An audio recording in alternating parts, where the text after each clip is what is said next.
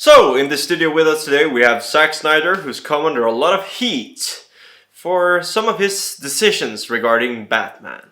People who love, and by the way, I love that they feel this passionately. I'm not, in no way would I criticize that because I feel I live the same life. You do? Right? Because it's for me, it's morning, noon, and night. Okay. But so for those guys, it's not just a movie. And so you have to, at some level, you have to acknowledge that this is their religion, and they feel strongly about it. And by the way, the truth is it's my religion too, If it is, then why make Batman kill? I tend to get in trouble because of I do take a deconstructivist point of view because of Dark Knight Returns, because of Watchmen.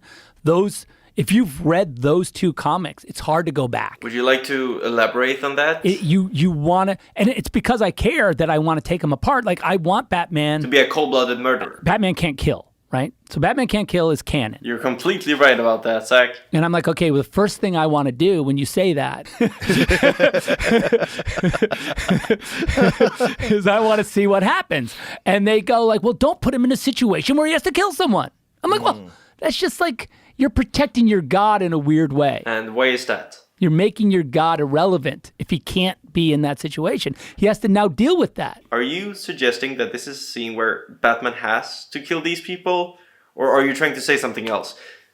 What do you think Batman fans would comment on this scene? Don't read the comment. Yeah. So in Dark Knight Returns, there's a scene where, and I copied it kind of in Batman vs. Superman, where he grabs the M60, he busts through the wall, and he grabs the M60, and he's like, the guy's like, in the comic book, he's like got this kid. The mutant has this kid with a gun to his head, and he's like, I'll kill him, I swear I'll do it. And Batman says, I believe you. And he shoots him straight in the head. I knew you would bring that one up, Zach, so I brought the comic book panel right here. And as you clearly can see, there is no shot through the mutant's head whatsoever. Matter of fact, it wouldn't make sense if Batman killed the mutant in this scene, and the only kill that actually would make sense would be the Joker near the end of The Dark Knight Returns, since Batman could cope with the fact that he actually did murder someone by seeing the Joker break his own neck. And you're right about one thing. We work with the no-killing rule and they experiment with it, and Batman fight way more brutal than we've seen him before in this comic book. But we have the narrators of the TV panels as a way to ensure us that Batman hasn't killed anyone until the Joker dies. They would say, don't do that to Batman. Don't put him in a no-win situation because we don't want to see him lose. Like, we can't see him lose. He has to maintain this godlike status. Or maybe fans would like to see Batman in a situation like that, but seeing how he figures it out anyways. And that's what the cool thing about Frank Miller. Frank Miller said, fuck it. I want to see who this guy, if a guy, so you're saying to me that I've got a gun to this kid's head, you're Batman, there's no move, there's no trick, there's no throwing the batarang, there's no a dust ball to distract me. Like I've just got to pull the trigger and I kill this kid. So you're saying in that scenario, what's Batman supposed to do? Lay down his gun? What's he going to do?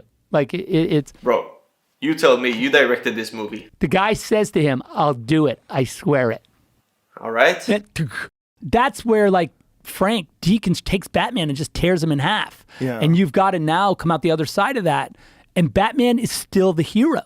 Batman still does the right thing. He maintains his code, he doesn't change. Of course Batman would change if he killed someone.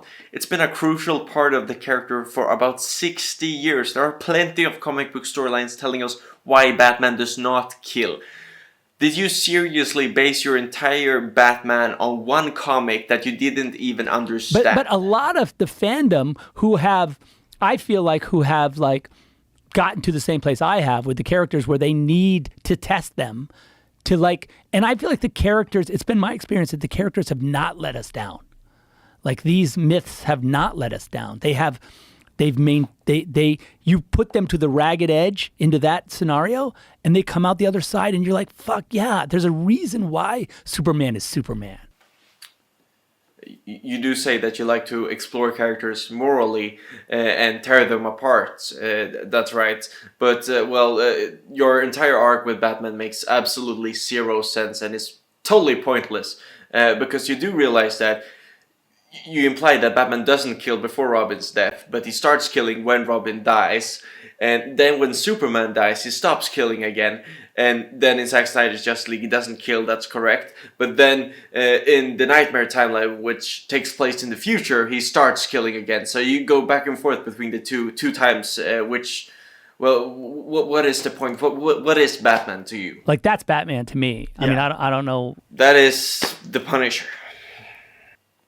How about this? You describe Batman to me. This genetic, like, gift of just being this big fucking dude. And other than that, you know, his parents were murdered in front of him. And he's also, like, a billionaire.